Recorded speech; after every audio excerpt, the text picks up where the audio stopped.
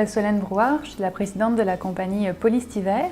On est une compagnie de recyclage de polystyrène, c'est-à-dire qu'on a mis au point un procédé innovant pour recycler tous les plastiques numéro 6 en fait. Présentement, il y a beaucoup d'entreprises qui ont des résidus de polystyrène, ils mettent tout ça à la poubelle et c'est des compagnies privées qui viennent ramasser ces résidus-là. Et ça coûte très cher de faire ramasser ces poubelles puis tout envoyer à l'enfouissement. Alors nous, avec notre procédé, ils sauvent beaucoup d'argent. Une compagnie moyenne, par exemple une poissonnerie qui va générer quelque chose comme 15 tonnes de polystyrène par an, c'est énorme, ça va lui coûter peut-être 10 000 $ de gérer juste son polystyrène. Avec notre procédé, ça va leur coûter seulement 5 000 $. Donc ils sauvent 50% des coûts. C'est très intéressant pour eux, c'est très incitatif. Le principe, c'est que nous, on installe un concentrateur chez le client, donc directement dans la compagnie qui a des résidus de polystyrène. Le concentrateur, c'est un équipement qui contient de l'huile essentielle. On met nos résidus de polystyrène dedans tout simplement, on referme la porte. À ce moment-là, le polystyrène il rentre en contact avec l'huile essentielle et il se dissout comme du sucre dans de l'eau, vraiment. Alors on peut mettre plusieurs kilos de polystyrène, on peut mettre 300 kilos de polystyrène. Une fois que le concentrateur est plein, le client nous appelle pour venir le vidanger. Donc le polystyrène il est rendu sous un état liquide, on dirait un peu de la mélasse même. On pompe ça, nous, et on remet de l'huile essentielle propre au client. Cette mélasse-là, on la ramène à notre usine. Donc là, on enlève les contaminants. Il y a souvent beaucoup d'étiquettes, des petits morceaux de bois, etc. On enlève tout ça.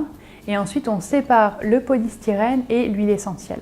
Donc ça, c'est vraiment le cœur de notre technologie. C'est là-dessus qu'on a demandé un brevet. L'huile essentielle, elle est recyclable. Donc on peut la réutiliser pour la prochaine fois. Et le polystyrène, on sort des pellets, qui sont des petites granules de polystyrène transparent.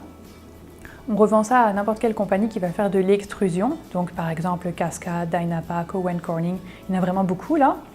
Et c'est exactement sous la même forme que du polystyrène neuf.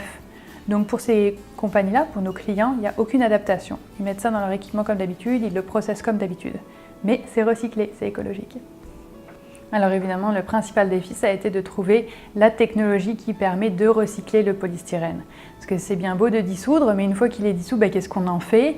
Là, il faut séparer l'huile essentielle puis le polystyrène et on a eu beaucoup de difficultés à faire ça. Il y avait beaucoup de compagnies qui avaient essayé ça dans l'industrie qui n'avaient pas trouvé de solution.